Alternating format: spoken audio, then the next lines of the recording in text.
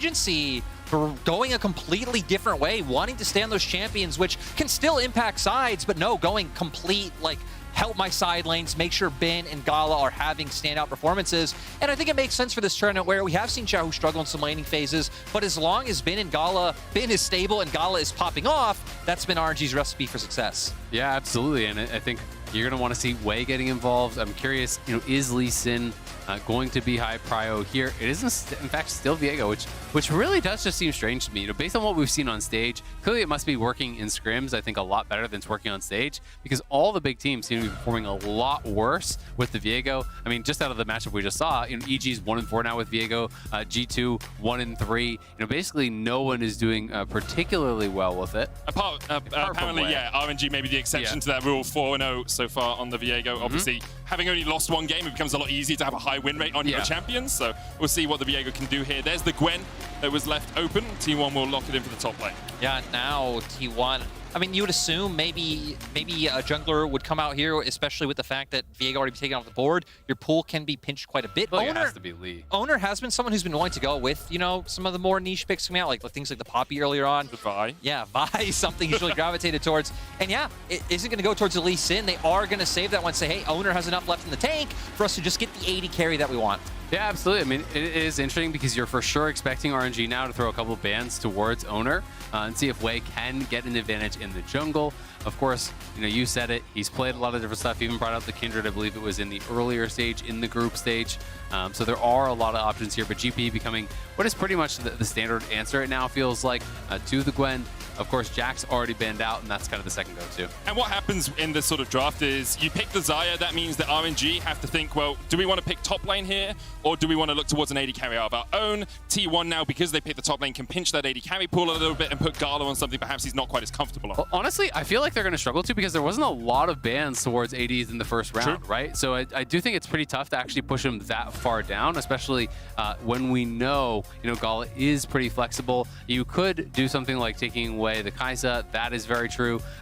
Even if you ban out the Ezreal, there is Callista, so maybe you want to ban out the early aggressive ones. But there's always, even just out of those three, you're always going to have something that he's very comfortable on. Those are his three most played. And then, of course, even without those, there's still a Tristana. Yeah, and I mean, even if you go deeper in the pool, right, things like the Aphelios is something he's already showed in the tournament. And even RNG now can just opt into trying to outrange the comp that T1 has put together so far, already having things like the GP, which do prefer to have the enemies running into it, making it easier to land those barrel combinations. And yeah, T1, I would expect, like you're saying, the Kaisa ban. If it doesn't come through, I'll be mind blown. But last year when RNG won that 5-game series against Stomp1, it wasn't banned once in that series. Luckily, T1 not going to go through that same experience, and now we're going to see where Gala goes. It's so interesting that there's double jungle bans, but it's not Lee Sin. I find that really, really surprising that they're like, no, Vi. Vi is the problem here.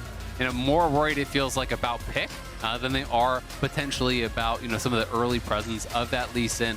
Of course, Lee Sin can find pick himself, but it's a very easy point and click R onto the Gwen. Gwen cannot immune that. You are going inside the Shroud, whether she likes it or not. And it is, in fact, going to be the Aphelios. So RNG, playing more towards the range, like you said. And it does make me wonder, we saw 5th pick Karma last time around for Ming. Are they going to be willing to go towards a kind of more aggressive 2v2 with a range support? Assuming T1 goes for engage, that's kind of what we're expecting. They grab Nautilus. Do we see something along the lines of the Renata, or is it just going to be matching engage with engage, going to Leona, which is kind of the most obvious one? Yeah, that's the question, right? Because RNG don't have a huge amount of engage on the rest of their comp. You've got Gravita, Moonlight Vigil, you've got Cannon Barge into Chase. And Rapid Fire Gold Card is going to be what you're playing around. If you don't draft an engage support, you're basically just fishing for Gold Card and following up poke off of that. I definitely wanted to see an engage support come out because I feel like if you went for something like the Karma like you did earlier, it would just be so hard with Oner on the Lee Sin and how much pressure they can put in that 3v3 specifically. So we get the Alistar, we have some engage, we have some disengage as well, but buy space for Gala to be able to getting off his ults in these team fights. So for T1, I feel like looks very stock and standard. You have a lot of presence in the early game, strong mid-jungle 2v2, engage coming out in the bottom side, just overall very well-rounded comp to where RNG, I think it is going to be a bit more about, again, kiting out the enemy, playing through sides with your double globals, but that's been where RNG has shined. Absolutely. I mean, they're so good in the mid and late game stages. Even the Alistar, yes, it can be for the engage, but also really strong with the disengage. You know, punt Gwen back. One of the difficulties for Gwen is when you have your zone repositioned, it's kind of not your choice. It can expire very, very quickly. You can only move it twice. So if you drop it, you dash forward, Alistar punts you. That can dissipate and really kind of make you susceptible to some of that damage. So will be interesting. You know, I do think they want to kite back much more than go in, unless it is an odd number fight. Whereas, you know, T1 on the other side, I think looking to play a lot more aggressive, a lot more all in, you know, have that Nautilus flying in, follow it up with the Xayah feathers, you know, try to have that chain CC charm, etc. And really look to kind of get in on those carries from the RNG side. I think if there's one thing we know T1 can do, probably will do, and have done consistently, is find the early game lead, right? So I like that T1 have continuously indexed to their strength, because I don't really feel like draft would change too much, just them flipping Barons in mid-game or these issues coming through. So it's like, hey, just keep doing what you were doing in LCK to be such a dominant powerhouse. I'm still sure the T1 flipping Barons is just the ultimate bait. You know, do it 5 times, then catch G2 out with it. Now everyone's like, well, are they flipping? Are they not flipping? Who knows? We'll see as we get into this game. T1 looking for some early game leads. RNG looking to play sides and get towards that more disengage-orientated composition later on. Once again, though, the two favorites for MSI meet on the Rift for our last game of the Rumble stage. RNG, well and away, the top team in this portion of MSI, and will have their pick of who they play in the semifinals. Yep, absolutely. I mean, they've just been so frightening. I think a lot of the questions that people had about RNG have been answered. Of course, you know, people thinking back to their very messy game that they actually won against T1, the Camille game, where he had, I don't know, 5, 6, 7 deaths. Yeah, it was a lot of very questionable deaths as well. After that, you know, he gave an interview and he was talking about how, hey, like I decided I'm going to change up my builds. I'm going to play, you know, a little bit more respectfully, a little bit more defensively, and depend kind of on the team. You know, play more around team fights, more around the macro style. And I feel like we've seen that reflected in his play, and he's been very effective with it. You know, even at times, you know, bringing out the exhaust on the Gwen. Of course, that was against instead of the ignite. Exactly. Yep. Like he hasn't been going ignite even multiple times now. He's kind of building more defensively, more respectfully. And I think that makes sense when you look at the carries elsewhere on your team, right? Like you don't have to 1v9 the game as Bin. You've got Gala and Xiaohu.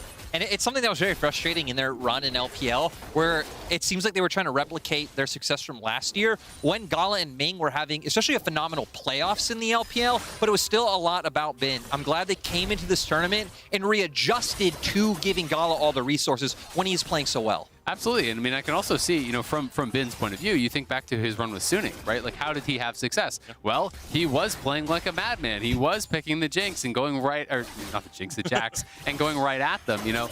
He has kind of made his career, at least in that early stage, made his name as this really aggressive player who would counterpick you, who would go at you. So it can be a big adjustment. And looking on the other side of the matchup, Zeus is kind of in that portion of his career right now. We saw earlier today just being a little bit cocky, being a little bit greedy for extra fights. A lot of bit cocky, maybe. Yeah, a little bit.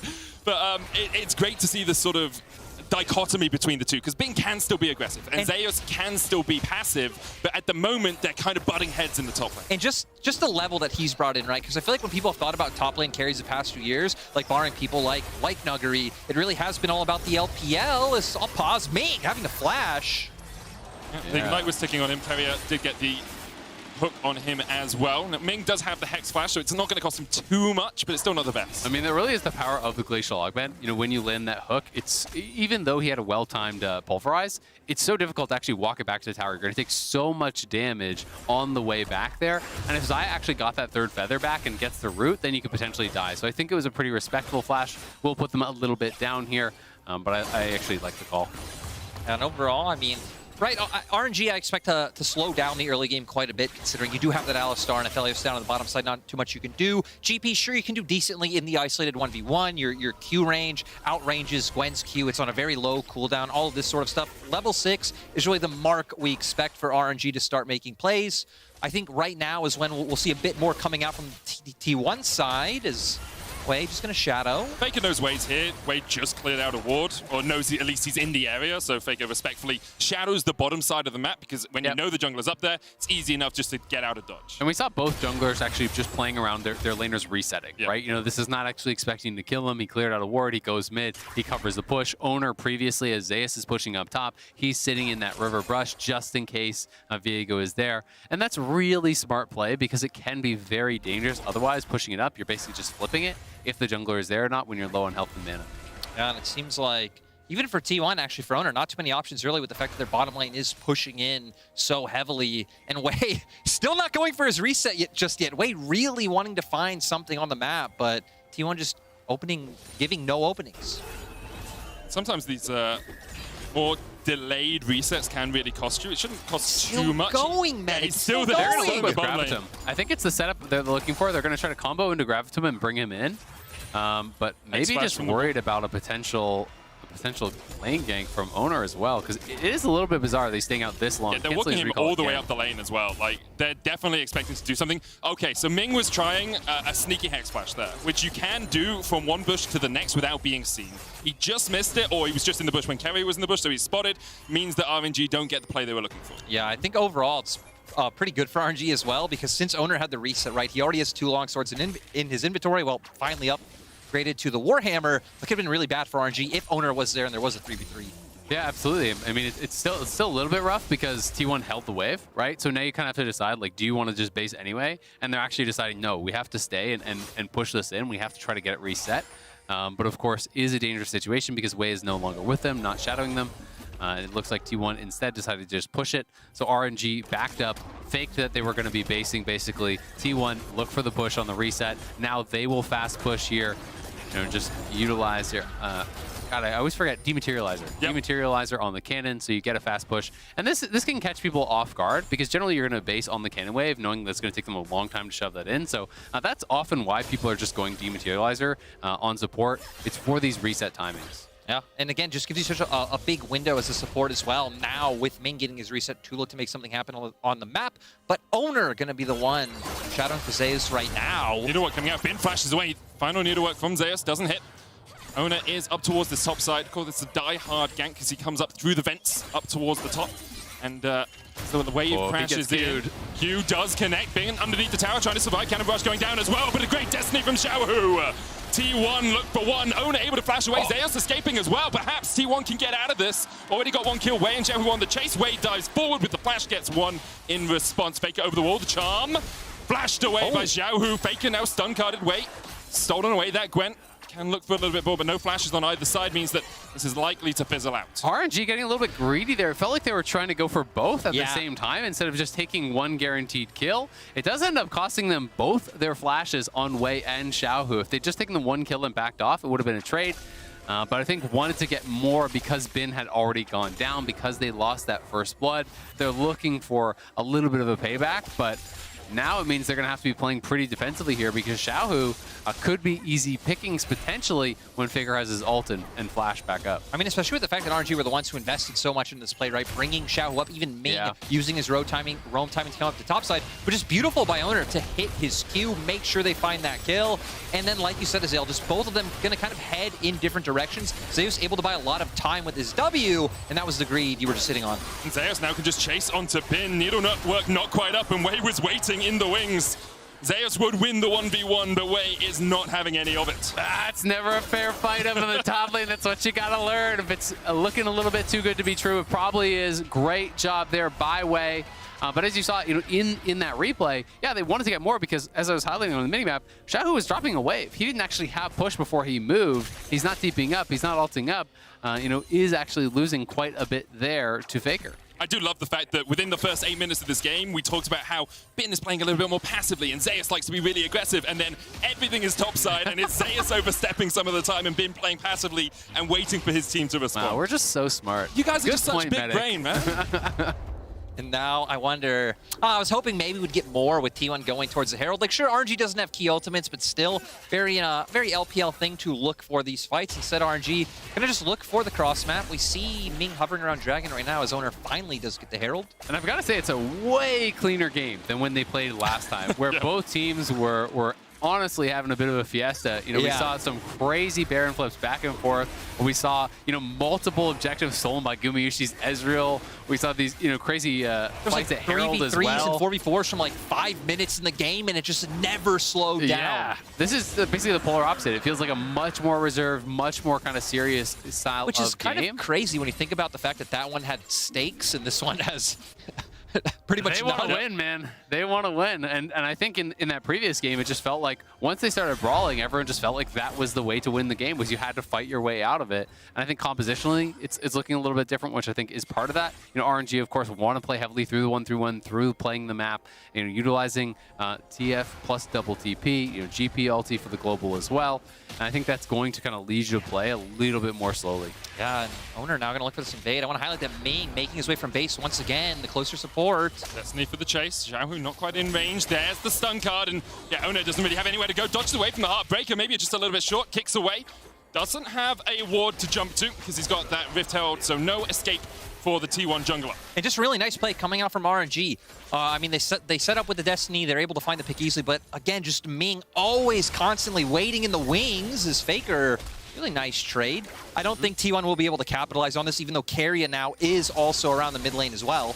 Yeah, with Ming covering, he should be fine. I mean, Faker's not playing Ignite. I don't think he's going to be able to actually burst him down without the electric group proc even up. But still, it's a good little bit of damage there from Faker. He had the push. He knows he's going to walk that way. Bin. Zeus with the needle work. Does get Bin low.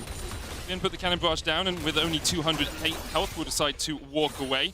And once again, Wei's up here. He's ready. He's like, hey, Zeus, you keep slapping my friend. I'm going to come and give you a stern talking to, as he has done 2 times before in this game. Yeah, and now Zeus, you know, having seen that Wei is in the area, probably just has to base. Yep. But at the same time, you know, Bin didn't get eyes on that, so he's just going to base as well. Not going to be able to get any sort of a free push. Things staying very even up on the top side. Been very quiet down on the bottom, and I think that does kind of mean good things for RNG. Gala on this Aphelios, you know, farming it up. Of course, there's great scaling on Xayah as well, but a lot of people are just feeling like Jinx and Aphelios are too punishable to play. So if you can kind of get a free lane, then I think you're going to be pretty happy. Yeah, I mean, especially looking at the opposite side of the map as well, the GP and the Aphelios. Definitely feels like the longer this game goes, RNG have more of a safety net. But T1, I mean, still having decent scaling and still having great CC and pick potential. If any member of RNG is ever out of position, should be very easily to try and get a numbers advantage fight in your favor. But with the Herald not up and 2 minutes on the Drake, I wonder if we'll see any fighting really beginning. You can see Oner like trying to shadow the mid lane. They're getting control of this bottom side river, but Wei once again is in the right place at the right time to make sure that his mid lane is safe. I mean, he has to use his Herald soon, so you'd expect to see some posturing coming out from both sides. For T1, I wonder where they're going to use it, really having no plates down in any lane. Looks like they have one down in the bottom side, but Oner pathing up towards top right now. Yeah, I think he's probably just going to go straight towards top. I think it makes sense, you know, getting the Gwen ahead, especially because Zeus has been punished. Trying to get some gold in her pockets is going to be a pretty big deal. I think Wei and Ming might agree with you as they come up towards the top side. This roaming gank squad from RNG continually trying to answer, but as you say, Oner backed away, so he might just... Did he outsmart their outsmarting? Was he like, I'll path towards top side, they'll expect me to be putting the Rift Herald down top, so now I'll path towards bottom side, put the Rift Herald down there. I think he outsmarted himself because he's going to have to drop it in lane. And those are always the really sad Heralds. I mean, they are top side, so we'll see. But I mean, it's timing out pretty soon here. Yeah, so you have to drop it right away. Sprint into lane, drop it down. Ming yet to recall. This could actually be a really good timing for T1. Yeah, I think especially with the fact that they get zone Gala off too. Faker is pushing in mid as well, so it's not even like Xiaohu can use his Destiny to go down and cover and maybe help out. Ming's still very far away. No cannon barrage, so really no tools to help out down in that bottom side. They get full tower. That's really well played by T1. I'd love to see if they spotted Wei and Ming on a ward or something as they work their way up towards the top side, because the play from the way the game had been playing for T1 was put more gold into Zeus, try and get him ahead. We've had so much top side focus, but now saying, well, if we use the Rift Herald bot lane, they're going to expect us on the top side. Very intelligent stuff as Bin tries to trade with Zeus. Cannon barrage going down, the needlework doing a lot of damage as well, and Bin maybe on the wrong side of this one. Flashes away, Zeus no flash of his own to follow. Yeah. Really surprising to see Bin even look to go for the 1v1. I mean, he fully stacked Q when Bin was the one to commit for the fight. He's on a ward. Gumayusi, you can't back there. And because of it, you'll be sent packing. Feathers come out. He almost gets a counter kill, but not quite enough damage on Wei. very close to knocking him down, but does end up dying himself. And yeah, I agree. Very aggressive from Bin going in there, trying to actually find the 1v1. Not sure if he just thought he would have the advantage with the initial barrel chain, but didn't look like he was able to really connect on it. And a lot of these all-ins between Gwen and GP are very heavily based around that. It's a lot about using your auto-attack reset with the E, the timing to actually kill the barrel right as it's ticking down. So GP kind of has to guess, which can sometimes force you to use that early, but now looking for a dive bot side. Faker caught up with the Moonlight Vigil, with the gold card, and with the Everfrost. No way for him to escape. Oner trying to come in to try and salvage something out of this situation, but it's only he and Keria. Oner jumps across to the Dragon Pit. Smart moves by him to make sure he wasn't going to get caught on his rotation. Yeah, well done by Oner, but a really well-timed play towards bot side, and great CC chain. I mean, that's an Ahri with flash and ulti up, and they just lock her down, take down Faker, and they're going to be able to grab that dragon off the back of this. So second dragon for them. Really nicely done, moving around the map here by the RNG team, and Ming committing the flash, I think, was needed, because if you give Faker any of that time to get out, he's going to create so much space. Yeah, might be able to take one down with him, but for RNG, I'm actually pretty surprised the way this game has gone as Keria. What's the ultimate here? The root's going to come out now. There's a lot of damage reduction on the Alistar. As you can see, Gumayusi unable to take him down in the midst of that through the Ignite, the depth charge, the hook. That Alistar ultimate gives you so much tankiness. And now it just opens up a free Rift Herald for the side of T1, with Ming having to go back to base. I mean, you still don't even have ultimate on Bin or Xiaohu as well to be able to join in this fight very easily. So now T1, we're going to see what they're able to do with this, because I was going to say, I was a bit surprised that T1 haven't been able to get up to that same early game lead that they've been able to consistently, even against RNG the last time around. With all of that knife fighting going on, they were still the one with the gold lead, but RNG have not only been able to find all these ganks with the way up towards top side, but also the one making more intelligent map plays so far. Yeah, I mean, they've been playing really well. We do have to remember the gold lead lies to you a little bit, because it is close, and it's TF and GP. TF and GP, right? Yeah. So about 4 gold per minion there, for TF, so about 600 of that gold is kind of printed for him. And then, of course, we don't actually know how much is from the parlay for GP, but it is very even if you are excluding that. So quite a close game, but I think the fact that you're up in gold and have dragons is not really how it's supposed to go. Generally speaking, you're kind of supposed to trade the dragons for the Herald, which is supposed to give you the gold lead on the other side. But Wei has had really good pathing, and the fact that he was able to get multiple kills on topside on Zeus and kind of shut him down meant T1 didn't really get to trade for anything. Yeah, it just, every time we saw T1 trying to set something up, Wei was on the top side answering. We saw Xiaohu with a great first Destiny as well. Often you have to... The first couple of Destinies for TF really set the pace of the game for you. And if you can get a couple of kills there, you can start snowballing. We see now Xiaohu getting behind Faker, using that Everfrost. Rapid fire cannon on its way. He's got the stopwatch. He's basically unkillable if he just holds people at arm's length. It always feels like that so much with a lot of these global champions. Same with Shen, with Nocturne, these champions that are Galio, exactly. These champions that are so ultimate based. You've got to be effective with those plays, because so much of your power is in that. And T1 now just grouping, looking to knock down this tower. They still do have the Herald, but holding on to it. Did have the extra man there, so felt that they could just push in and take it without using the Herald, which I like quite a bit. Yeah, and I also like the fact that, I mean, T1 not only used the earlier time where they chunked Ming to get Herald, but they also used it to prep the side waves to already be in a position to where now they can look to group up mid and find these timers. This has been an area where T1 has been really strong.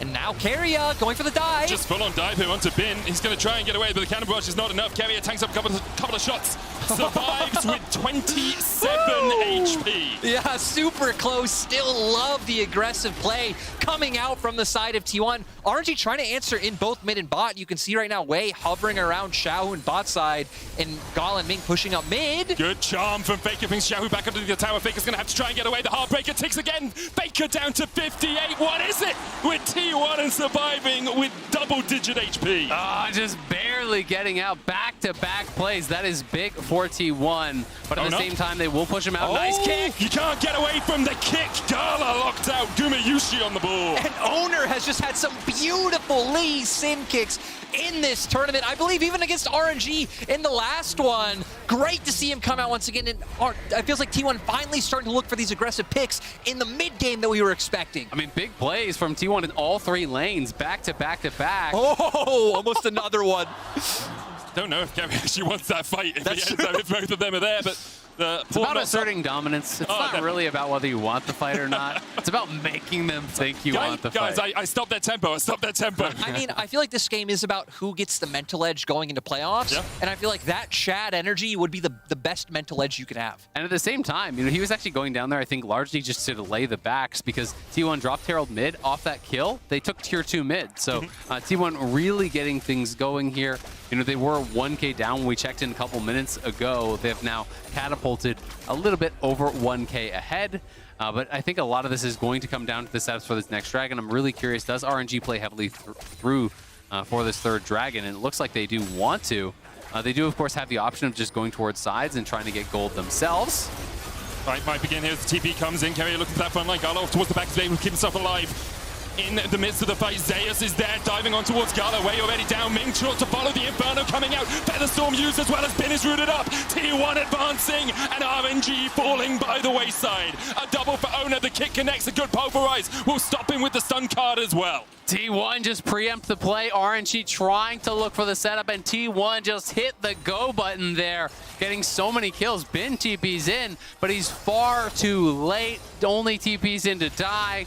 T1 grabbing back-to-back kills. Going to be able to grab the dragons, stop the snowball towards Soul, and now have taken away really all of the advantages that RNG had. Yeah, it's like the second we hit, like right around the 15-minute mark is when T1 just started outclassing RNG on the map, making all these aggressive plays on both sides, making it hard for RNG to respond when RNG have been responding. It's kind of like a roaming death squad with Wei and Ming. We're going to see here how it all starts out. Keria looking for the engage. And no cannon barrage on the GP either. And I feel like Zeus actually does a huge amount in this fight, zoning out Gala from being able to have an impact. They get that first initial picture. Moonlight Vigil's able to return one, but it buys enough time for the other members of T1 on the other side of the fight to join in. Yeah, I think so much of it was about the positioning of Zeus and the Herald Mist there. Has his Shroud down, is positioning between the two carries, pushing both Xiaohu and Gala back at the same time. Also didn't waste the reposition, so even after he pushes Xiaohu back, he still has one more reposition, gets in there on top of Gala and takes him down as well. And the game just explodes to life for T1 from about 1,000 gold behind to now 2,500 ahead at the 20-minute mark. 2 items complete on Gumayusi. Faker building up towards his second as well. Death's Dance now complete on Oner. T1 in a very strong position right now. Yeah, and I feel like a lot of it has just been off the back of Oner. I feel like he's, again, had a terrific mid-game so far with the picks he's been able to find and create.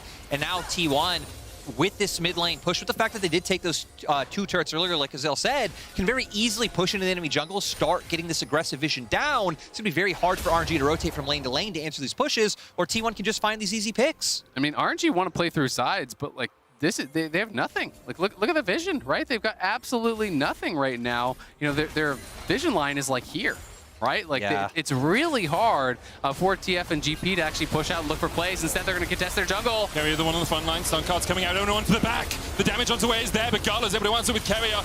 Oner jumps onto Bin, but now T1 separated by that cannon barrage. Xiaohu with another good stun card. Zeus has to pop the hallowed path. Oner jumps across the wall, T1 retreating, but the Destiny behind them. Xiaohu's on a ward. Gumayusi puts the damage down. Feathers come out. Xiaohu with a stopwatch to try and help the rest of RNG answer. Good flash as well away from the charm. RNG get a kill. Do they turn their eyes towards the Baron? Instead, they say no. They'll reset and catch these waves. Yeah, I feel like RNG, not the type of team in the LPL we have that goes for these kinds of crazy, risky Barons. They are not going to take a page out of TS's or V5's book. And I got to say, kind of sad for T1. Keria looking for the engage. Oner going in onto Wei actually kicks him away, so they aren't able to find the pick, and everything going in RNG's favor. Yeah, absolutely. I mean, it's the initial hook there onto Wei. Wei just buffers the ultimate, gets out. The kick comes through, as you say, from Oner, kind of punting Wei to safety. And then the GP ulti was just so well placed. T1 having to retreat back through that. And then Xiaohu looking for the flank, but it was, of course, warded out. The Gumayusi here acting as though he's face checking, walks up, starts hitting him. Xiaohu does play this well to survive, but still, that's your ultimate, your flash, and the stasis, all to survive. Yeah, all tools that you want, in the upcoming engages. 2 minutes until Dragon, which is where I was going to say I expect to see the next team fight, but actually T1 have been playing so proactively and aggressively. I wouldn't be surprised with them now aggressively pushing into the bot side jungle, getting this vision down, to see them start making more plays around the bot side and around Zeus's Gwen against Bin's GP. For the moment, though, we have a brief second of silence in the eye of the hurricane that has been the last few minutes. A blue sky for us to take a breath, reevaluate exactly how the game is going. 2,500 gold lead for T1, 4 towers to 1 as well. A Drake for them, 2 for RNG, means that RNG would be on soul point if they can secure this next one. It is only Cloud, although that's fitting for a game with T1 in it, I guess. If only Atlas were here. I was going to say. NA are the original Cloud Soul lovers. That's true. Let's not forget. He's a late adopter. They used to flame Cloud Soul over in the LCK. We've always been fans. I'm sure RNG would be fans of getting it in this game as well. For the moment, though, T1 with control over basically the entire map. Look at that vision. A control ward by RNG's blue buff. A ward in the pit that's being disabled by a control ward from T1. And that's about it for RNG. They have to walk as 4 together to try and gain some visual control back. Yeah, we can see right now, even just the observers toggling, right? No vision down towards the bot side either, so Bin not able to safely push out. It just goes back to, right, if you're a comp that plays your sides and your solo laners start to fall behind like the Gangplank has, right, so he's having a bit of an advantage. Sure, he makes up for it, like you said, with the GP passive in terms of gold, so it is 2 items to 2 items. It just becomes a lot harder to play for the side of RNG.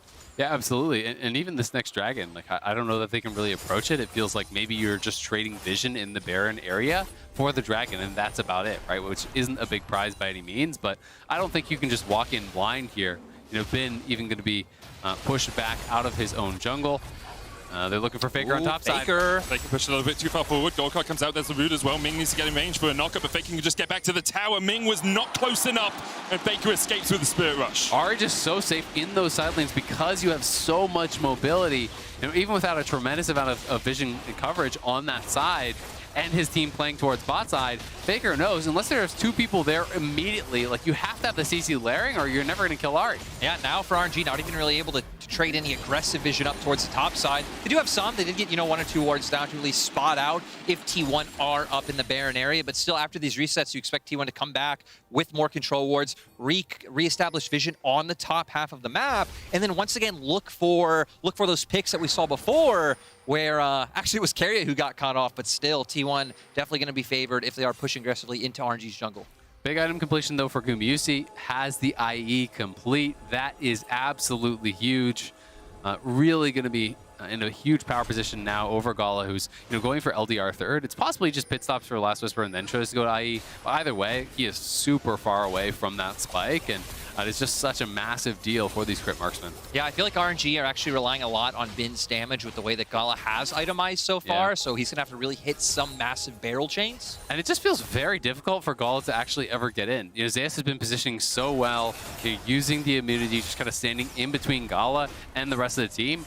Even if Bin isn't, is able to hit some barrels, I think it's very difficult without the follow-up if Gala can't be evolved to really take down a fight. Especially with the fact that T1 have been pretty good at, like, putting in Keria, Oner, and Zeus at the same time, to where Ming has to use his headbutt pulverize on a different member, so he can't, displace Gwen from the Hollowed Mist like you were talking about in draft. So I think T1, again, just doing a really nice job engaging at the same time, playing through these angles. And we can see here, RNG just being completely choked out from their own jungle. It's really smart stuff by T1 as well. They push their vision line up, deny any vision that RNG can get in this quadrant of the map, and then because of the time they've spent here, they know there are no wards behind them because they've all expired in the time that the T1 have been pushing forward their vision line. I know what time it is now, though. This is where T1 flips Baron. Oh, this is what we see every game. This is past 25 minutes. They have the lead. This is the Baron flip time. That ward, though, is really, really smart because with that ward placement, you actually have to have a control ward both inside and outside the pit. Yep. T1 does not. They only have one in the pit. So RNG full vision on this, which allows them to approach because otherwise you couldn't, knowing that there could be a face check. Keria's going to land the hook onto Xiaohu. Faker going in. Charm just short, stopwatch used on either side. Everfrost for 2. Ming with the Unbreakable Will gets a double knock as well as Keria is low. Oner dives onto the back, kicks in Gala, but Gala's able to flash and get himself away with the Gale Force. Oner low. Xiaohu first to fall. Oner will fall as well. The Inferno coming out as the fight really begins. Wei looking for the resets. Bin hooked by Keria. They turn back around. Faker dives back forward, but the charm goes wide once again. 3v3 now. Gumayusi, Faker, and Zeus against Gala, Bin, and Wei. Perhaps for the bragging rights to the end of the Rumble stage. Oh, that sidestep on the hook was so big from Gumayusi. If you get hooked there, you're definitely dead with no summoners, no ulti. And it could have meant RNG. TP. For more, but yeah, Faker coming in. He doesn't have his ult, though. We'll see how much he can actually get. Zeus has TP as well. Faker looking for something. Nothing. Gala and Bin have retreated. Gumayusi pushing forward, trying to steal away a Krug. He won't get anything out of that either. And the fight was so darn close. Yeah, I feel like the positioning from both AD carries was so key in this fight. Azael already highlighting the ward to make sure that RNG know this is happening. Looks for the engage. Great stopwatch to buy time for the rest of his team to come in. And Ming critically trying to put himself between him and the enemy team. But it's going to be Oner here who finds his way onto Gala. Things started to look dicey with Faker coming in as well. Wonder if no charm was up in that instant because Gala able to get the flash away. Some kills traded back and forth. Moonlight Vigil hits, and this is where I thought RNG were going to take over with Wei getting in, but Zeus being safe enough to not go down. Well, and Zeus, I think, actually stepped forward and dodged the ultimate damage there from the Viego. So very narrow margins here. Avoiding that would have meant a lot if he goes down. And then again, a great sidestep. You know, really nice play, back and forth here. Tiny things making the big difference. That charm being down for Faker meant that Gala survives, meant that RNG had a chance. And I'll be honest, after the first time these two teams met and it was so hectic and so bloodthirsty, I was feeling a little bit let down. Because I was like, where is the RNG T1, like, absolute macro geniuses, 5 head level play, these team fights that go back and forth, and it's delivering, and this is only Rumble stage. We still have playoffs left to go. Well, and it's great to see Gumayusi having a good game, because I think he has deserved some of the criticism that he's been getting, and he has not really been playing to the level that is expected. Everyone was looking at him and Keria as best bot lane in the world, you know, and in regional play. I think it's really hard to argue that. They looked incredible, but Gumayusi has not been able to live up to his own standards whatsoever, and now having a great game here, in position to really take over and carry this one for T1. And I gotta say, the dichotomy between the two games we've gotten from these teams just makes me even more excited for a potential best of 5, because you know you can get the crazy to a team knife that can do it all. Exactly. Well, you don't know what to expect, and you also know to expect everything. It will be a beautiful moment if it happens. No, I don't want to say it'll happen for sure. T1 at the moment get the tier 2 in the bottom lane. Zeus was able to push that one up. Xiaohu was pushing towards the top lane himself. He's going to continue his advance. Actually does have the TP. Zeus in a good position against Bin, a level up, and 50 CS to the good with Demonic Embrace now complete on that Gwen. Very difficult to deal with in a side lane. T1 will back away to get their 3rd Cloud Drake of the game. Destiny popped here by Xiaohu. Where are you going to go? Faker is there. Destiny's out. Faker's not going to Spirit Rush Charm. Doesn't think he can get there in time. Yeah, just very reminiscent of last year's RNG, right? Because that was their big strength, was how well Xiaohu can play sides. Sometimes I feel like even over-indexing to a fault of how much he'd be willing to give up. Bin. Zeus onto Bin. You're dead. Yeah. Oh my god. Holy.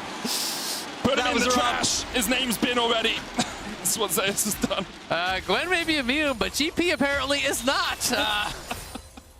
Yeah, that one, I mean, Bin definitely having a much more stable, like, laning phase we've seen in the second half of Rumble stage. Definitely having a rough time in this one, and T1 going to go straight towards the Baron. No Destiny available for Xiaohu, remember. Baron started, Wei can, of course, Heartbreaker in, can look for that smite. Xiaohu, no smite off the unsealed spell, but Wei pinged with Sonic Wave. Keria looking for the flank position here. Zeus goes immune. Keria going in with the depth charge. Faker coming in from the side as well. Ming goes in. The Heartbreaker as well. But it's secured by Oner. And now Wei and Ming are in the pit. Amidst 4 members of T1. Faker diving forward as well. Looking for that Everfrost. Ming will fall to Zeus and Gumayusi down towards the bottom side, but the hook's going to hit as well as Gala is kicked back. And Gala is shut down. Faker continues to chase. And RNG are left wanting. I just love T1 going for the Baron. Zeus the one to set up the pick. He's been the highlight member for me in T1 this tournament. And T1 now able to barrel down through the base. Yeah, really well done there by T1. This one, even if it was stolen, they were always going to win the fight. They had the pick on bot, no hesitation, immediate TP. They're looking to end here. T1 with a huge win after what has been a disappointing group stage for them. A statement performance for T1. Many wondered if their form was temporary. Well, it seems like the Giants have awoken from their slumber. T1 destroy RNG.